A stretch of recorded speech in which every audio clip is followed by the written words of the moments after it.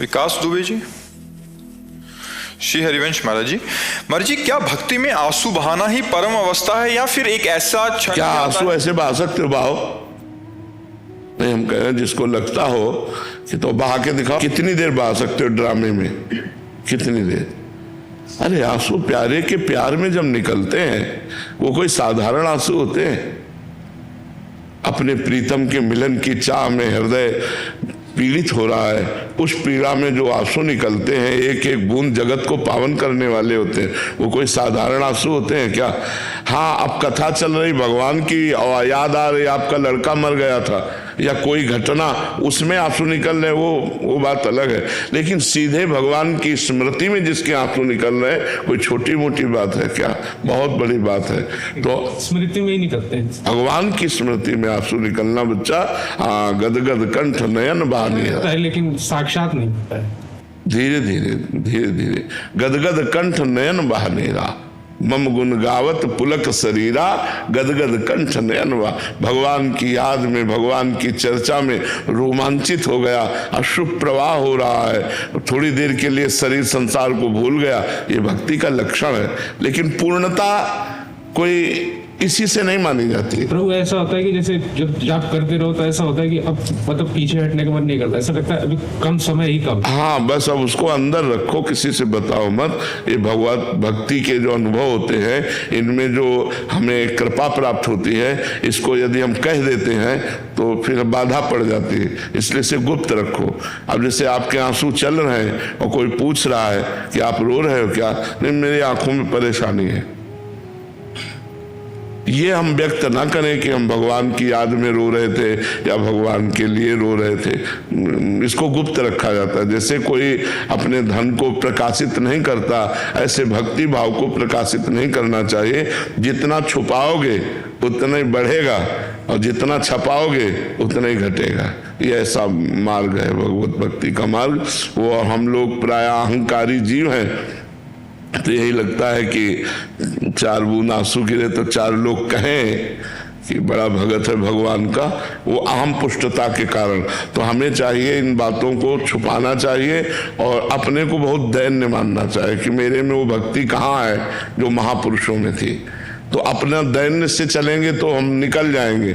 अगर आ गया कि मैं भगत हूं तो परीक्षा आ जाएगी, और परीक्षा में पास हो ऐसा बिरला ही कोई विद्यार्थी होगा इस मार्ग का। नहीं, पहला नंबर उसे फेल ही होना है, क्योंकि दुरंत माया है। शिव विरंचिका मोहि को है बपुराण।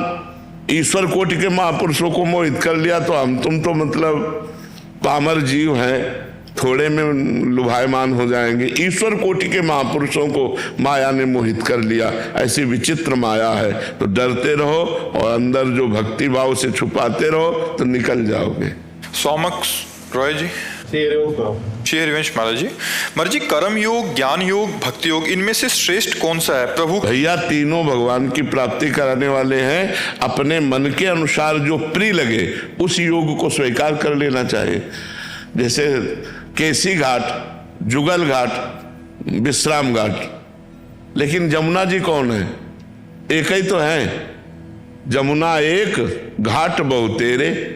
घाट बहुत है, तो ये घाट है कर्म योग, अष्टांग योग, सांख्य योग, भक्ति योग, प्रेम योग। उस परमानंद स्वरूप परमात्मा के रस समुद्र में गोता लगाने के ये घाट है। किसी भी घाट में जाओ, परमात्मा तो वही मिलेगा।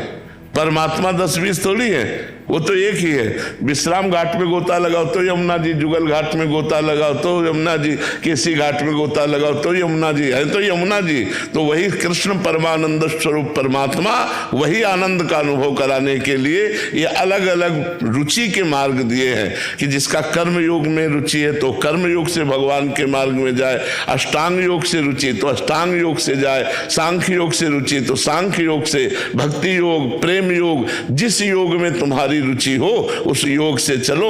मिलने वाले परमात्मा ही है। और सब योग का एक ही सूत्र है, संसार का चिंतन छोड़ना, भगवान का निरंतर चिंतन करना।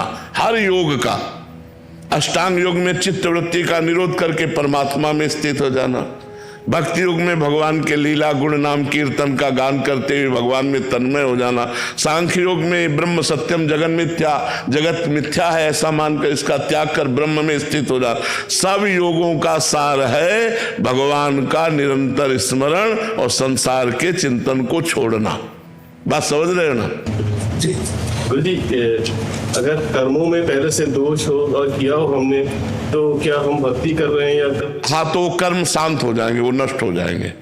जैसे हमारे कपड़े में गंदगी हो गई है तो उसके साबुन भी हैं साफ करने वाले, और हाँ हलाओ क्या डालो तो ले सब हो जाते हैं। तो ऐसे ही भगवान का भजन जो है, भगवान का चिंतन, तीर्थ याटन, दान पुण्य, ये सब वो चीजें हैं जो हमारे हृदय को पवित्र कर देती है, निष्पाप कर देती है। अब जैसे गिरिराज जी की परिक्रमा लगा रहे हो नाम जप करते हुए, वृंदावन की परिक्रमा लगा रहे हो नाम जप करते हुए नंगे पैर, तो जो आपको कष्ट मिल रहा है, जो आप तप कर रहे हो, इससे आपके पाप भस्म हो जाएंगे। समीर जी महाराष्ट्र से। श्री हरिवंश। श्री हरिवंश महाराज जी, मृत्यु का स्मरण ही भजन का स्वरूप है क्या? भजन में सहायक है, स्वरूप तो नहीं है।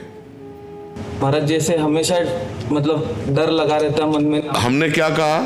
भजन में सहायक है, स्वरूप नहीं है। भजन का स्वरूप है भगवान का स्मरण, भजन में सहायक है।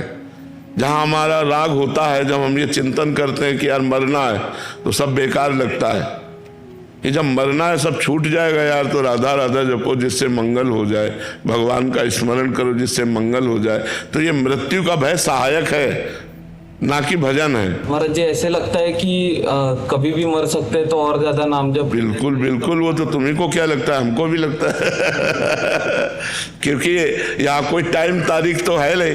फांसी वाले को तो पता होता है कि परसों फांसी दी जाएगी, अपने को पता ही नहीं कि हम अगला राह के आगे धा बोल पाएंगे कि नहीं बोल पाएंगे। कनेक्शन कट गया तो राह बस धा नहीं बोल पाओगे, बस उतने में काट दिया जाएगा।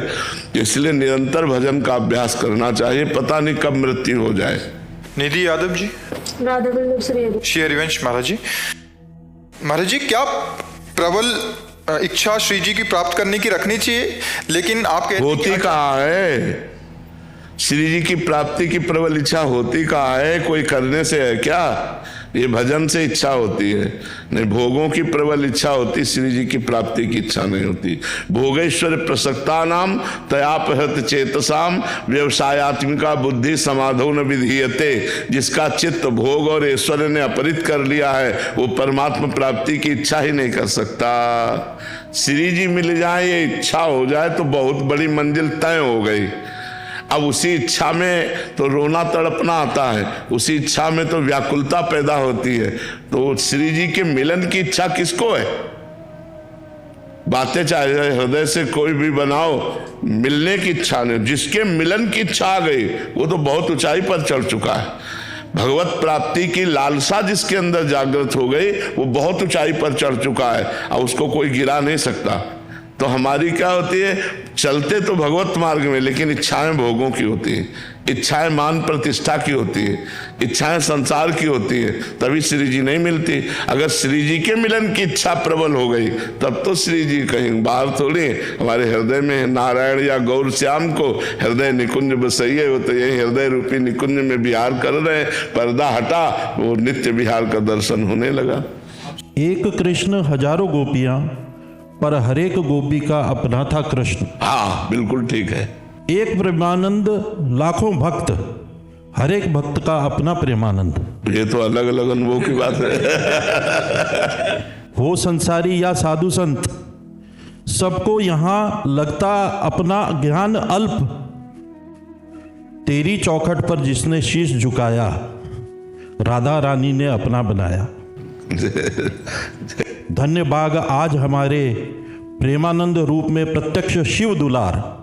हाँ शिव दुलार, बिल्कुल बिल्कुल। भगवान शंकर का प्यार ही हमको इस मार्ग मिला। मिले नहीं कभी भारतवर्ष को, मिले नहीं कभी भारतवर्ष को ऐसे प्रेमी और ज्ञानी अवतार।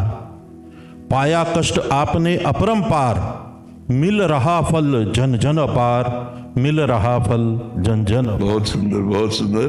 पर इसमें मुख्यतया संतों की चरण रज और भगवान की कृपा, दो चीजें हैं। संतों की बचपन से चरण रज मिली और भगवान की कृपा, तो वही मूकम करोति वाचालम पंगुम लंघयते गिरिम यत् कृपा तमहम वंदे परमानंद माधवम। वो कृपा सिंधु भगवान जिस पर रीझ जाए और जैसे चाहे वैसे चलाए। बलराम जी उड़ीसा से। राधे राधे महाराज जी। महाराज जी मेरा प्रश्न है कि मुझे क्या करना होगा ताकि दुनिया का कोई भी प्राणी मेरी वजह से कष्ट ना पाए। नाम जप, क्योंकि नाम जप से हृदय पवित्र होगा। पवित्र हृदय से कभी किसी को दुख नहीं होता। दुख होता है अपवित्र हृदय से। जब हमारा हृदय मलिन होता है तो उसमें कामनाएं होती हैं। कामनाओं की पूर्ति के लिए जब हम प्रयास करते हैं तो दूसरों को दुख पहुंचता है। जब हम अपने सुख के लिए तो फिर दूसरों को दुख पहुंचेगा, और जब दूसरों के सुख के लिए हम सोचेंगे तब कभी दुख नहीं पहुंचेगा। दुख दूसरों को तभी पहुंचता है जब हम अपनी कामना की पूर्ति के लिए स्वसुख वांछा, मुझे सुख मिले, जैसे स्वसुख वांछा बढ़ गई तो देखो हम लोग मांस खा रहे हैं। अब उसमें कितना कष्ट है उस जीव आत्मा को, चाहे वो बकरा हो, चाहे वो मुर्गा हो, चाहे वो कोई भी जीव हो, जीना चाहता है। आप जब उसको मारते हो, उबालते हो, खाते हो तो स्वसुख वांछा के लिए तो करते हो। स्वसुख वांछा के लिए पराई माता बहन की तरफ गंदी दृष्टि जाती है। स्वसुख वांछा की तरफ हम जब ज्यादा बढ़ जाते हैं तो भाई भाई की हिंसा कर देता है। पवित्र संबंधों में दरार आ जाती है।